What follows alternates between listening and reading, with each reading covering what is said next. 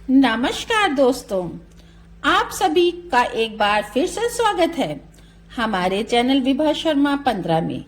तो आइए आज सुनते हैं जया एकादशी की व्रत कथा। हिंदू धर्म में एकादशी व्रत का बहुत महत्वपूर्ण स्थान है। जया एकादशी के दिन पालनहार भगवान विष्णु और माता लक्ष्मी की पूजा और व्रत किया जाता है। साधक इस दिन व्रत रखते हैं और उनसे सुख शांति का आशीर्वाद मानते हैं। मान्यता है कि जया एकादशी व्रत में कथा का पाठ करने या सुनने से पूजा सफल होती है और घर में खुशियों का आगमन होता है।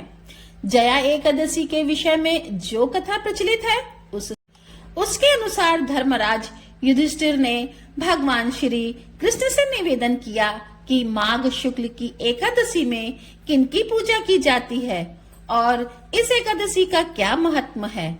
श्री कृष्ण कहते हैं कि माघ शुक्ल पक्ष की एकादशी को जया एकादशी कहा जाता है। यह एकादशी बहुत ही पुण्यदायी है। इस एकादशी का व्रत करने से व्यक्ति को नीच योनि जैसे भूत प्रेत पिशाच की योनि से मुक्ति मिल जाती है। और श्री कृष्ण इस संदर्भ में युधिष्ठिर को एक कथा सुनाते हैं। कथा इस प्रकार है। स्वर्ग में उत्सव चल रहा था। इसी उत्सव में सभी देवता सिद्ध संत और दिव्य पुरुष विराजमान थे। उस समय गंधर्व गायन कर रहे थे और गंधर्व कन्याएं नृत्य प्रस्तुत कर रही थीं। उस सभा में मालवानो और पुष्यवती नाम की गंधर्व कन्या का नृत्य चल रहा था। इसी बीच पुष्यवती की नजर जैसे ही मालवानो वह उससे मोहित हो गई और पुष्यवती सभा की मर्यादा को भूल ऐसा नृत्य करने लगी कि मालवानो सुध-बुध खो बैठा और गायन की मर्यादा से भटक कर जिससे उसके सुर ताल ने उसका साथ छोड़ दिया। इंद्रदेव को यह देखकर क्रोध आ गया और उन्होंने पुष्यवती और मालवानों को अमर्यादित कृत्य करने का श्राप दे दिया कि अब तुम स्वर्ग से वंचित हो जाओगे और पृथ्वी पर निवास करोगे और तुम मृत्यु लोक में अति नीच यानी पिशाच योनि को प्राप्त होगे।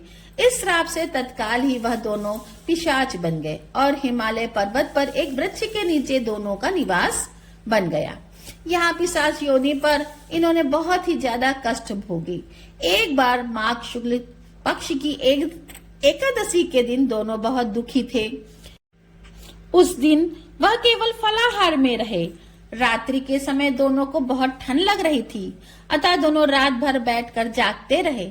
ठंड के कारण दोनों की मृत्यु हो गई और अनजाने में ही जया एकादशी का व्रत हो गया और ऐसा हो जाने से दोनों को पिशाच योनि से मुक्ति मिल गई। अब मालवानो पहले से भी सुंदर हो गए और स्वर्ग लोक में उन्हें स्थान मिल गया। देवराज ने जब स्वर्ग लोक में उनको देखा तो वह चकित रह गए और पिशाच योनि से मुक्ति कैसे मिली, उन्होंने उनसे यह प्रश्न किया। मालवानों की जया एकादशी का प्रभाव है। हम इस एकादशी के प्रभाव से पिशाच योनि से मुक्त हुए हैं। इंद्रदेव यह देखकर अति प्रसन्न हुए और उन्होंने कहा, अब आप मेरे लिए आदरणीय हैं और अब स्वर्ग में आनंद पूर्वक रहकर विहार करें। इस प्रकार भगवान श्री कृष्ण ने यह कथा युधिष्ठिर को सुनाई और कहा कि जया एकादशी के दिन जगपति जगदीश्वर भगवान विष्णु ही सर्वदा पूजनीय है।